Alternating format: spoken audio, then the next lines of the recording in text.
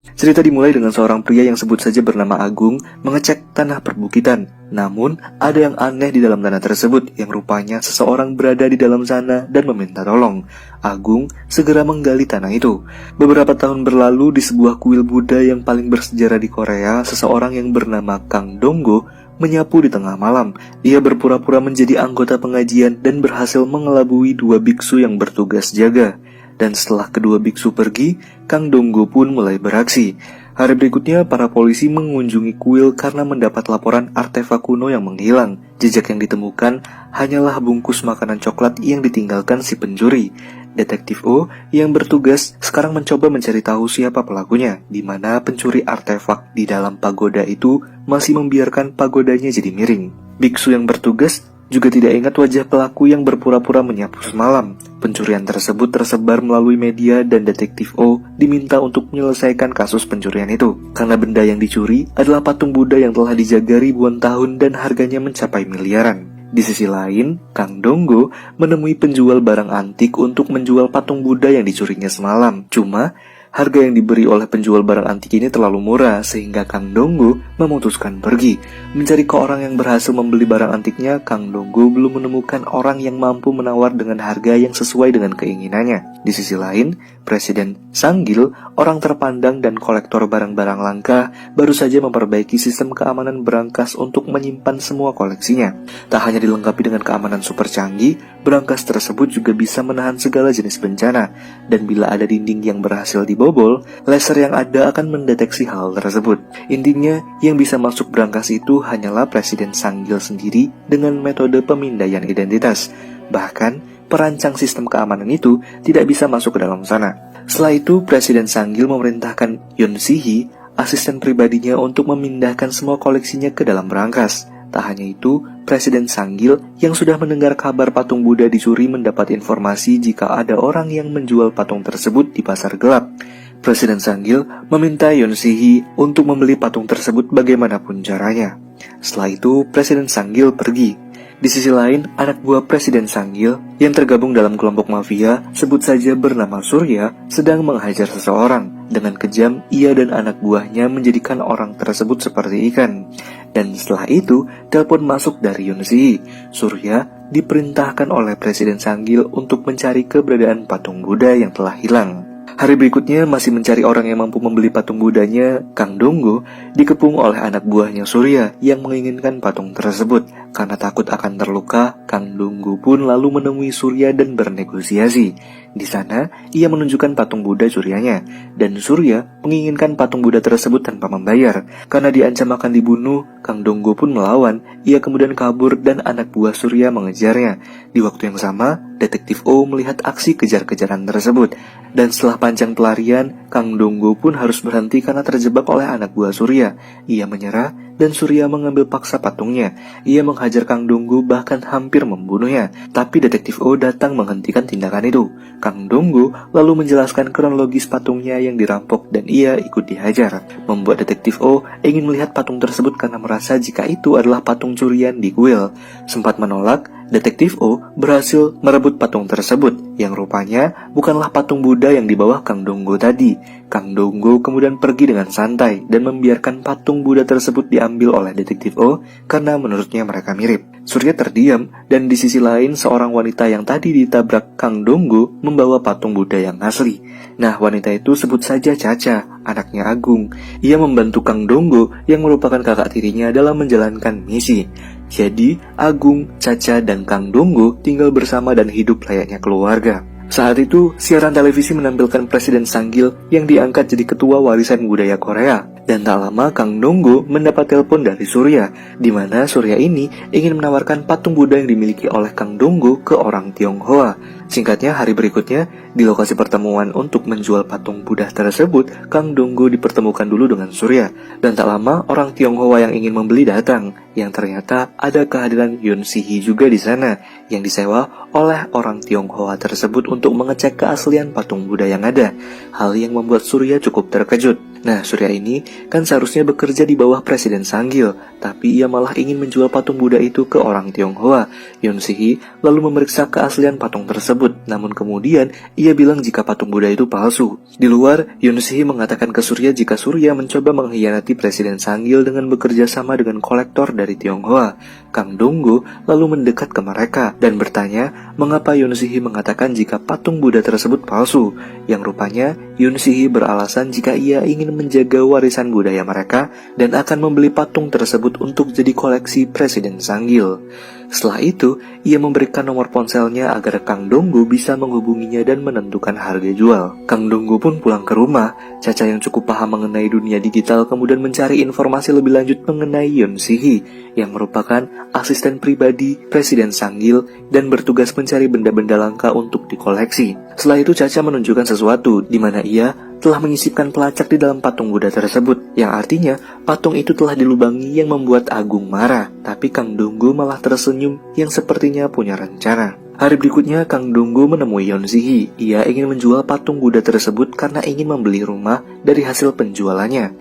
Tak lama, mereka tiba di restoran lengkap dengan area kasino di dalamnya, yang cukup dekat dengan tempat hunian Presiden Sanggil. Mereka melakukan transaksi di dalam kasino tersebut. Kang Dong-gu memberikan patungnya dan Yoon Si-hee membayar dengan chip kasino yang bisa ditukar dengan uang. Tapi bukannya ditukar dengan uang, semua chip yang diterima Kang Dong-gu malah ditaruhkan ke dalam judi.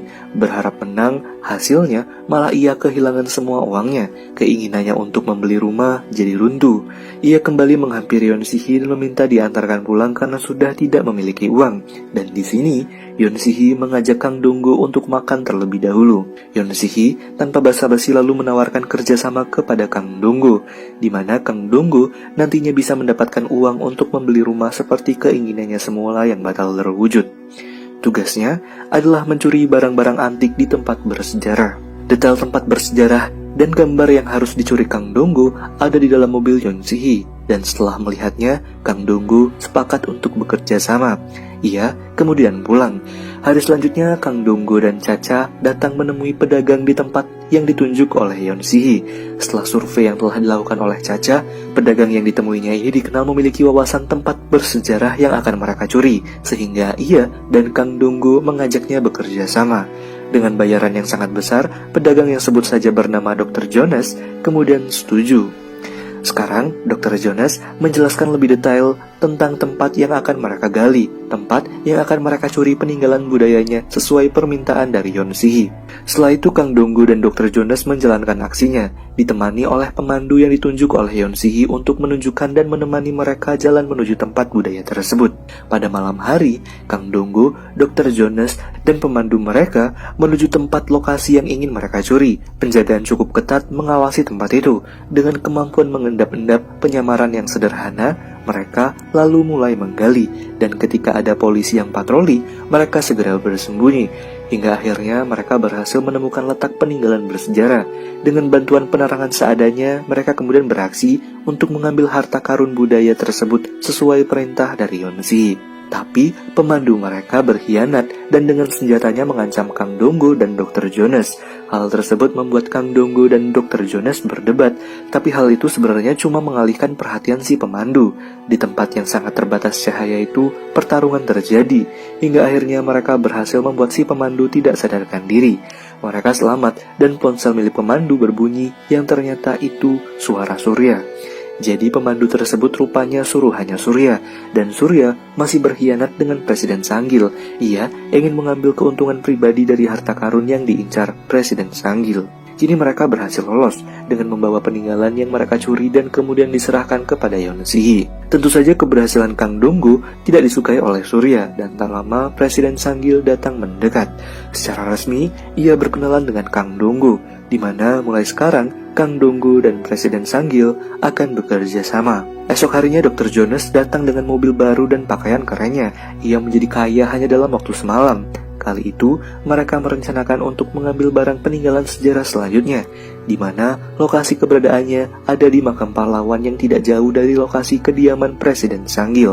Sebelumnya, Kang Dong-gu juga sudah membahas hal tersebut dengan Yoon Si-hee, di mana makam yang akan dicuri memiliki banyak harta karun terpendam. Salah satunya adalah pedang Excalibur milik Kekaisaran Korea zaman dulu. Awalnya Yonsei tidak yakin, tapi Kang Donggu tetap memaksa, apalagi Kang Donggu seperti mengenal cukup detail latar belakang dan sejarah tempat yang akan dibajaknya. Mereka lalu membahasnya bersama dengan Presiden Sanggil, dan Presiden Sanggil jadi sangat tertarik. Kang Donggu akan menjual pedang Excalibur itu kepada Presiden Sanggil dengan syarat Presiden Sanggil harus menjaga dengan sepenuh hati pedang tersebut karena peninggalan sejarah harus berada di tangan yang tepat. Nah, karena merasa direndahkan dan tidak pantas merawat pedang Excalibur, Presiden Sanggil lalu mengajak Kang Donggu masuk ke ruangannya yang lebih dalam, tempat yang membuatnya cukup bingung sekaligus terkesan. Berangkas yang super aman dengan berbagai macam koleksi benda bersejarah ada di dalam sana. Penglihatan matanya dibuat takjub dan tidak percaya. Bahkan, ia melihat patung Buddha yang dicurinya dulu terawat dengan aman di sana. Presiden Sanggil mengatakan jika hampir semua warisan sejarah Korea sudah berhasil dikoleksinya, dan 10 tahun yang akan datang, ia baru akan mengumumkannya ke publik untuk menghindari jeratan hukum. Kang Donggu lalu mengamati sekitarnya, hingga ada satu porselen yang membuatnya terpaku. Kang Donggu lalu bertanya bagaimana dan di mana Presiden Sanggil mendapatkan porselen tersebut.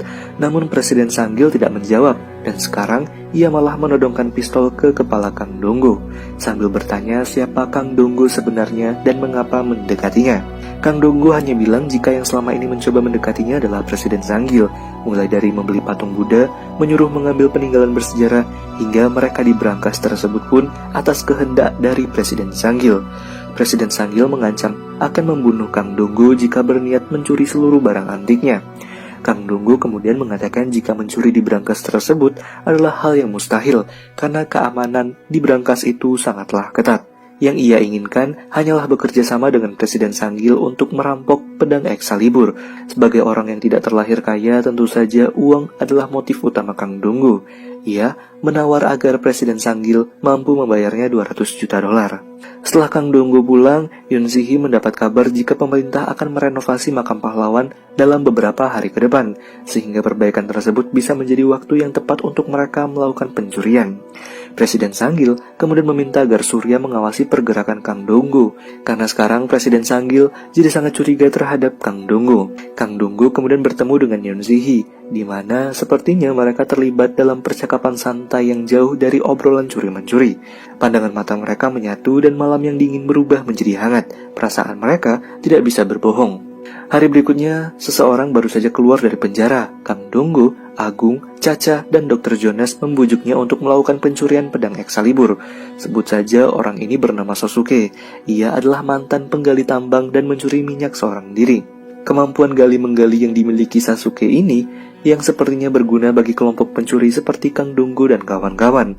Awalnya Sasuke menolak, tapi akhirnya ia pun ikut juga. Kini, persiapan pertama dimulai. Kang Donggu menjelaskan rencana mereka untuk menggali makam, dimulai dengan menyuruh Surya membeli toko di dekat lokasi, mengambil alih tempat karaoke secara paksa, hingga membeli rumah baru yang lokasinya cocok. Berhasil dengan rencana awal, Kang Donggu melanjutkan dengan rencana berikutnya, mulai dari survei lokasi, membuat simulasi, menyusun strategi, hingga ide lainnya dengan tujuan agar berhasil mencuri Excalibur di makam pahlawan. Mereka membuat terowongan di tempat karaoke dan hanya bekerja di malam hari, bahkan melarang orang-orang untuk masuk ke sana. Dan untuk mencegah suara galian terdengar hingga luar, mereka memanfaatkan nyanyi dengan volume yang sangat tinggi. Semua bahu-membahu untuk menggali lubang tempat karaoke menuju area kuburan, dan tanahnya juga dipindahkan. Mereka juga menyiapkan bahan kimia untuk membuat keropos beton makam yang ada agar bisa ditembus. Mereka lalu berencana untuk mengambil pedang Excalibur dari bagian bawah makam. Malam selanjutnya saat sedang bekerja, Detektif O curiga dengan aktivitas karaoke sehingga ia memaksa untuk masuk. Detektif O mulai memeriksa dan heran melihat ada tanah di lantai. Ia menyusuri tanah itu dan Surya mencoba menahannya, tapi Detektif O tidak peduli dan kini mencoba masuk. Ia jadi sangat terkejut melihat Kang Donggu dan yang lainnya orang gila menutupi aksinya. Bahkan mereka tidak malu untuk mengalihkan perhatian Detektif O di sana. Kang Donggu juga memberikan nomor ponselnya sambil berpura-pura menggoda. Tak berkutik, Detektif O tentu saja keluar dari sana, sementara Kang Donggu kini sepertinya baru merasa malu di hadapan Surya. Di luar, Detektif O benar-benar tidak bisa berkata, tapi pandangannya terhenti ketika melihat banner di depannya tentang renovasi makam yang akan berlangsung. Sementara di dalam, mereka berdebat karena hampir ketahuan. Tapi Sasuke ini bilang jika ia menemukan hambatan dari proses menggalinya, ada batu yang sulit untuk ditembus sehingga ia mengusulkan untuk melakukan peledakan. Jadi pada esoknya, mereka bersiap-siap untuk meledakkan batu tersebut, dan agar tidak mencolok dan ketahuan, tentu saja mereka membuat umpan. Jadi, mobil yang membawa tabung gas di depan tempat karaoke akan diledakkan untuk mengalihkan perhatian. Namun saat ingin diledakkan, tombolnya macet tidak berfungsi, dan Kang Dunggu melihat ada anjing yang segera saja ia mencoba menyelamatkannya. Ledakan pun terjadi, batu yang menghalang berhasil dihancurkan, tapi kasus ledakan tentu saja segera ditangani oleh kepolisian. Detektif O menyelidiki hal itu, dan ketika melihat rekaman CCTV, ia kaget karena melihat ada orang yang seperti tahu akan terjadi ledakan dan menyelamatkan anjing. Detektif O mengenali orang tersebut dan kini mulai mengambil kartu nama yang disimpannya. Malam harinya, saat datang ke karaoke, Surya memukul Kang Dunggu dari belakang. Jadi mereka menghajar Kang Dunggu dan dipertemukan dengan Presiden Sanggil, di mana anak buah Presiden Sanggil mendapati jika Kang Dunggu sedang bersama dengan Detektif O sebelumnya, yang kuat keyakinannya jika Kang Dunggu ini mencoba berkhianat. Kang Dunggu ingin membela dirinya tapi dihiraukan, ia akan dilempar ke danau seperti umpan ikan.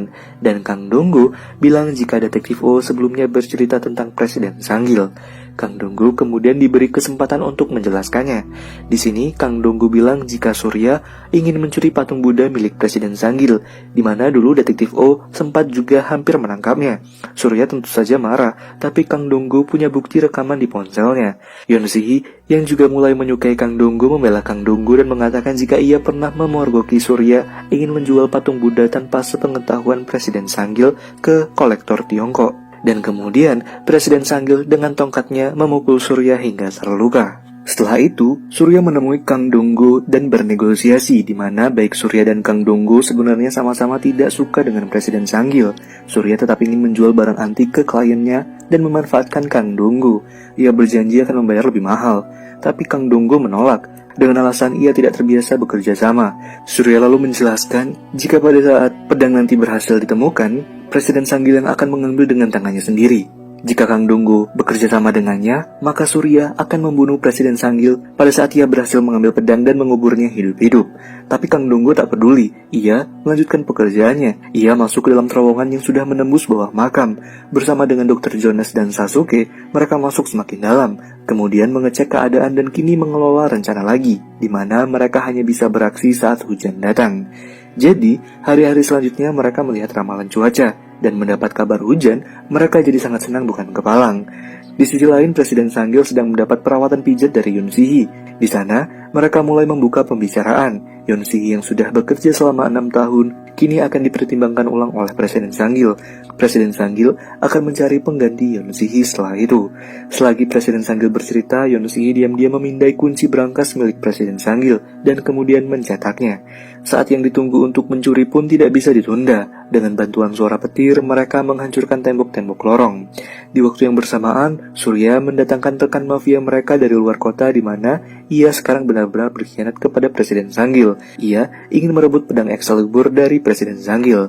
Malam kini sudah menjelang, hari semakin batang. Sementara itu, Yon Si menemui pembuat kunci dan brankas super ketat milik Presiden Sanggil. Yon Si menyuruh orang tersebut pergi sebelum Presiden Sanggil mengetahui keberadaannya karena Yon Si sekarang sudah berhasil menduplikasi kunci. Di dalam terowongan, Kang Dunggu dan kawan-kawan masih bekerja ekstra. Mereka berhasil memunculkan makam, sedangkan di atas, Detektif O dan petugas yang ada sedang membantu para tukang yang akan merenovasi melakukan tugasnya. Sekarang, waktu yang mereka tunggu, Presiden Sanggil beserta anak-anaknya ada di tempat karaoke melihat dengan jelas bagaimana Kang Dunggu dan kawan-kawan berusaha mengambil pedang melalui kamera. Kang Dunggu memasukkan kamera dari lubang kecil yang ada untuk memperlihatkan bagaimana bentuk pedang dari dalam makam, membuat Presiden Sanggil cukup puas dan senang. Namun setelah itu, Presiden Sanggil memerintahkan agar Surya membunuh semua orang yang bekerja, termasuk membunuh Kang Dunggu. Surya lalu bergegas, ia juga memerintahkan rekan mafianya yang menunggu di luar untuk berjaga dan bersiap-siap.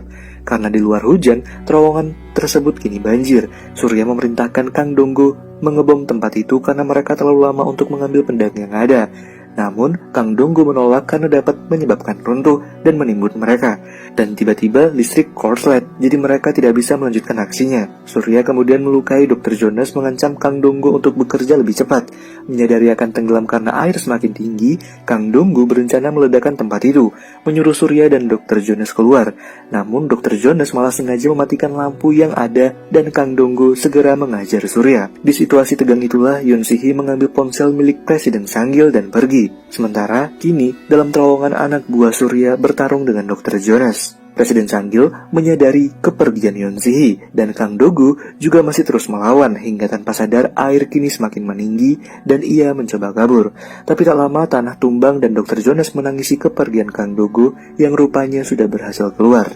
Mereka senang karena masih selamat. Setelah itu, Presiden Sang-gil memerintahkan mengebom makam itu dan kemudian Kang Donggo dan Dr. Jonas keluar. Presiden Sang-gil menodongkan senjatanya. Namun Kang Donggo masih punya cara untuk mengambil pedang yang ada. Dr. Jonas mengatakan jika sudah tidak mungkin lagi, tapi Kang Donggo punya ide untuk menggali tanah di sekitar terowongan. Presiden Sang-gil mengurungkan niatnya untuk membunuh Kang Donggo dan kini tersenyum karena ia masih punya harapan untuk mendapatkan pedang Excalibur. Sementara rekan-rekan dari Surya belum mendapat kode sama sekali dan kini berinisiatif melakukan penyerangan, hanya saja kecelakaan terjadi di depan mereka yang membuat mereka ketakutan dan mengurungkan niat untuk menyerang. Di waktu yang sama, Detektif O sedang minum bersama dengan penjaga makam. Hujan mengguyur kota malam itu. Kecelakaan yang terjadi membuat mereka bisa mengalihkan perhatian. Mereka berpura-pura menjadi tim renovasi makam. Penjaga makam sempat menolak mereka datang, tapi si penjaga itu mabuk, jadi mereka membiarkan Kang Donggo dan Dr. Jonas masuk. Di makam tersebut peralatan rekonstruksi sudah terpasang, dan mereka segera menjalankan aksinya. Mereka menggali makam disaksikan dengan kehadiran Presiden Sang-gil secara langsung. Tapi di waktu yang bersamaan rupanya Yoon Si-hee datang ke tempat berangkas Presiden Sang-gil dan kini mencoba membobolnya. Ia telah berhasil menggandakan identitas Presiden Sang-gil. Singkatnya, makam pun berhasil mereka buka. Kang Donggo yang di bawah mencoba menariknya keluar. Kang Donggo menawarkan agar Presiden Sang-gil membuka sendiri makamnya dan terkejut karena tidak ada apa-apa di makam tersebut. Ia bertanya dan sekarang menodongkan senjata ke Kang Donggo. Presiden Sang-gil menduga jika Kang Donggo lah orang yang menyembunyikan pedang saat di terowongan. Kang Donggo mempertanyakan Presiden Sang-gil yang lebih mementingkan pedang daripada nyawa manusia, yang menurut Presiden Sang-gil, pedang lebih berharga daripada kehidupan Kang Donggo. Hal itu yang membuat Kang Donggo menguak jika dulunya Presiden Sang-gil ini pernah mengubur seorang anak hidup-hidup. Jadi, saat masih kecil, Kang Donggo bersama ayahnya merupakan seorang kolektor dan sering mencari benda peninggalan bersejarah. Saat menemukan keberadaan porselen atas perintah ayahnya, orang lain muncul. Tangan orang tersebut terluka, sama seperti tangan Presiden Sang-gil. Dan ternyata, ayah Kang Donggo ini sudah meninggal dibunuh Presiden Sang-gil, membuat Kang Donggo menangis. Tak hanya membunuh ayahnya, Presiden Sang-gil kemudian meninggalkan coklat dan mengubur Kang Donggo hidup-hidup. Tapi Kang Donggo masih berhasil selamat. Ia mendapat pertolongan dari Agung seperti di awal film tadi. Dan sebenarnya juga, pedang Excalibur di makam itu tidak ada. Kang Donggo sudah memanipulasi cerita semuanya. Bahkan berangkas Presiden Sang-gil yang didatangi oleh Yoon Si-hee, kini sudah tidak ada lagi barang-barang berharga yang tersisa. Semua menghilang, membuat Yoon Si-hee jadi kesal. Yoon Si-hee menemukan sebuah lubang di lantai, di mana yang membobol berangkas tersebut adalah Cha-cha dan Agung. Presiden Sang-gil lalu menembak Kang Donggo dan meminta paksa agar barang-barang koleksinya dikembalikan. Tapi Kang Donggo tidak takut kematian, sudah pernah berhasil selamat dari kematian dan masih hidup sampai sekarang pun sebuah keberuntungan untuknya. Tangga yang ada pun ditarik keluar dan mereka berdua terjebak di dalam lubang tanah yang kini ingin ditimbun. Kang Donggo dan Presiden Sang-gil terlibat perkelahian, tapi Kang Donggo berhasil mendominasi. Ia melihat bagaimana Presiden Sang-gil sangat ketakutan dan Kang Donggo kemudian pergi dengan pengait. Presiden Sang-gil mengambil pistolnya yang rupanya pelurunya telah habis. Ia terjebak di sana dan sangat marah. Kang Donggo kini berhasil selamat dan timnya pun juga berhasil menyandera anak buah Presiden Sang-gil. Semua bekerja sesuai rencana mereka, dan Kang Donggo menjatuhkan makanan coklat untuk Presiden Sang-gil, sama seperti yang dilakukan Presiden Sang-gil padanya dulu. Setelah itu mulai menimbun tanah, mengubur Presiden Sang-gil hidup-hidup. Esoknya cuaca sangat cerah, di mana kantor polisi mendapat mobil truk misterius berisi semua koleksi milik Presiden Sang-gil. Mereka bingung karena tidak tahu siapa yang mengirimkannya. Sementara Kang Donggo dan timnya kini sepertinya sudah selesai menjalankan tugasnya. Detektif O pun menatap mereka dengan bangga. Jadi, dulunya Kang Donggo sempat menemui Detektif O di mana pada hari itu rupanya Kang Donggo sudah bersekongkol untuk memberikan semua koleksi dari Presiden Sang-gil. Pertemuan yang hampir membuat Kang Donggo terbunuh, namun berhasil selamat karena kecerdikannya membalikan keadaan. Kang Donggo menjelaskan bagaimana mereka bertindak. Bersama tim Presiden Sanggil, Kang Donggo mengatakan jika akan menculik pedang Excalibur di makam pahlawan. Sementara pada timnya sendiri, sebenarnya mereka berencana untuk mengambil semua benda yang ada di brankas Presiden Sanggil. Jadi selama ini mereka membagi tugas melakukan dua pekerjaan sekaligus, pekerjaan yang sebenarnya dan pekerjaan untuk mengelabui.